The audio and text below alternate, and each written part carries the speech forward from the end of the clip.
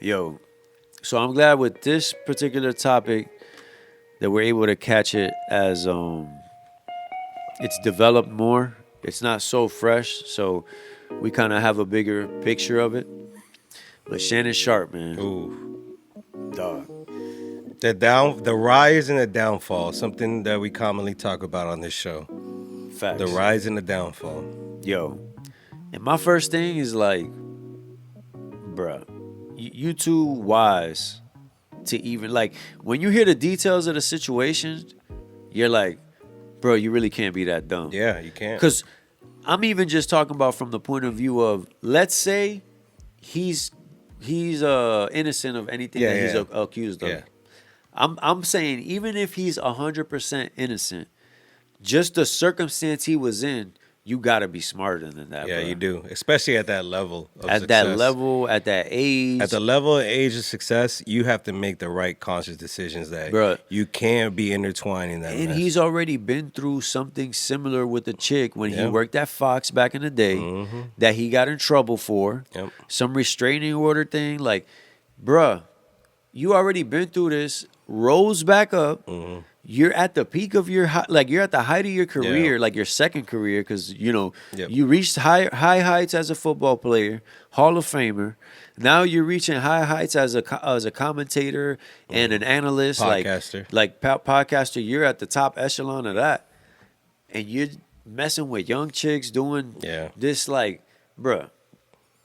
I always go back to this thing I heard on the Cosby Show, bruh. Claire Huxtable.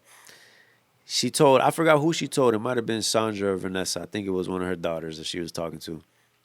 She said, the will is strong, but the flesh is weak. Oh yeah. And it's like, that always stuck with me, bro, because it's like, you really realize that if you could just control yourself, Yeah. like, literally, just control yourself, bro. You could really have anything, dog. Oh, yeah. And for you to just be that willing to stretch that far to satisfy a pleasure, bro.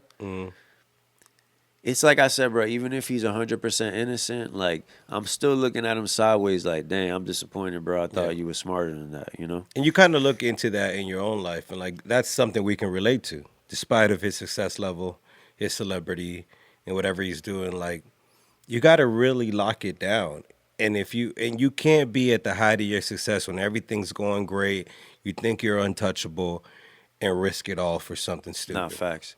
And even before we turned the cameras on, me and you was just talking about like situations and things that happened in the past and certain things people did, that changed the situation or it's like, bruh, in your life, you're in control of your decisions, Yeah. obviously, and all you could do is stay solid, bro. Yep. Once you don't stay solid, that's it, bro. Like Yep.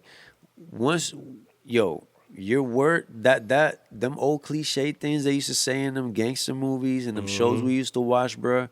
All you got, yo, the Scarface. All Yeah. I got in this world is my balls and my word, Yeah. bro. Them kind of sayings, bro. Them Yeah. things hold weight, Yeah. bro. That is 100%, real, yeah. bro. Like you as a man, as a woman, whoever you are, bro. What you are as a person, like what you stand on, your reputation. That's all you got. And people that just bend that or let themselves get into these situations, like I said, that it's like you shouldn't be in. It's just disappointing, bro, because you really just let your flesh get the best of you Yeah. to trick you out of something in your life that if you just had control, you wouldn't be in a situation, man. No, and I agree. And it's another thing. It's like what you portray yourself as, right? Like I still remember this book I read, The Tether Soul. There's three different sides of you.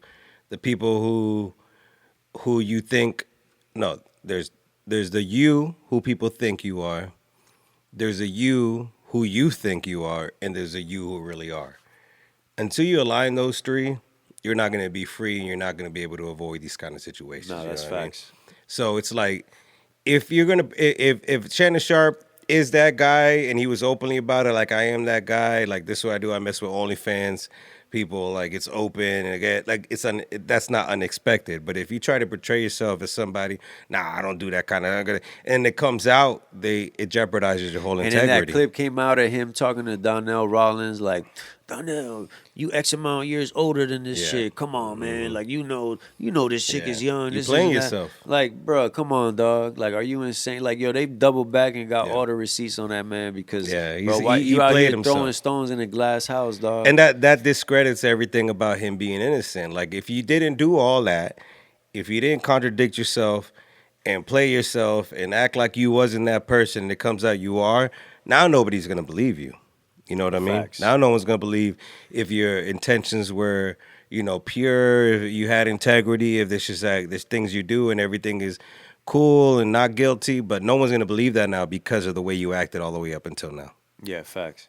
And, man, it sucks to see, man, because, we all enjoyed the stuff Shannon Sharpe was doing as far as, like, sports content goes, because at the end of the day, bro, like, sports gets repetitive, it gets boring, especially like during the regular season of anything. Like, there's always a lull in the season, and you need those characters and personalities to keep the information like entertaining. You know what I'm saying? Because sometimes it be a grind, bro, and it's like you carve out a name in this. You carve out a name in this space to be one of the top guys in the sports analyst arena, commentator arena, and now you ruined it. Now you ruined it, bro. Just because you wanted some young cheeks, bro. And like we still say, if he comes out innocent, we get it. But everything leading up to this ruined all this credibility. He's still cooked. Ruined all this credibility. Facts. And then on the other side of the situation, in an opposite but different pond, we got Bill Belichick, man. Mm-hmm. A lot of stuff been coming out lately. Some footage of, UNC practice where his girlfriend's on the field telling people what to do and stuff, and footage of her and the interviews that he's doing. She's intertwined setting in that. up the interviews and telling them what they can and can't ask her and stuff. They asked him how they met, and she said, "We not talking about that." Mm-hmm. It's like, bro, this is weird, man. And she's also mad young. Yeah. And you look at a dude like that, like, bro, are you dumb? Mm-hmm. Like, come on, man. My homie Dan was at the airport, at the North Carolina airport, and he snapped a pic. He's like, "That's Bill B." And I was like, "Oh, was it Shorty there?" He's like, "Yeah, he was dropping her off at the airport." Like, that dude is 100% locked in with her, involved with her and everything. She is a part. It's not just like his side piece or his chick. That she is. I think she's 50-50 involved in all business that he's doing. Probably right even now. more, dog. Yeah. He might even be toasted, bro. I don't know, because, bro, dumb, dog. Dumb. Yeah. People be doing dumb stuff, bro. I can't. Oh. You be thinking people know better sometimes, dog, and it's like, bro, you've been through all this life, like the Shannon Sharpe thing, Bill Belichick, like, all these things you've been through, previous experiences and stuff, and you still that dumb, bro. It's insane, man. Yeah, that lady in your life. Like, one thing, I'm about to be 41 years old, and one thing I'm realizing is, don't be in the mess. Don't be.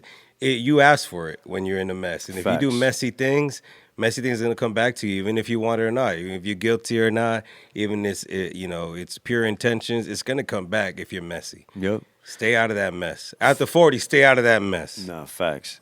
Yo, speaking of staying out of that mess, dog, CIA releasing them files about a KGB shooting involving an alien spacecraft, bro. It's getting stickier and stickier. Bro, just more information just keeps coming out. Yeah.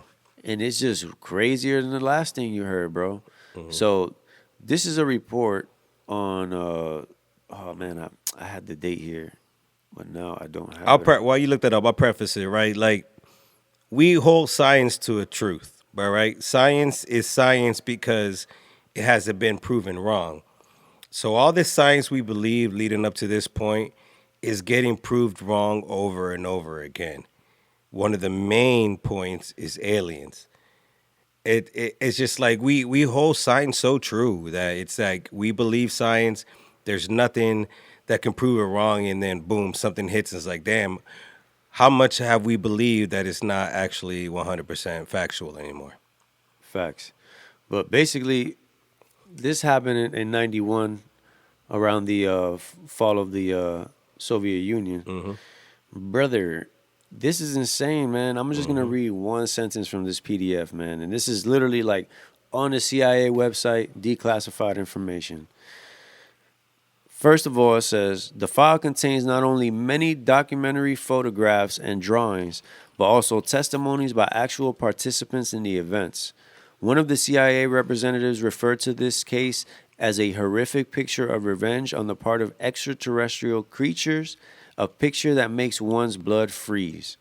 And this is like kind of like the gist of it here. According to the KGB materials, a quite low-flying spaceship in the shape of a saucer appeared above a military unit that was conducting routine training maneuvers. For unknown reasons, somebody unexpectedly launched a surface-to-air missile and hit the UFO.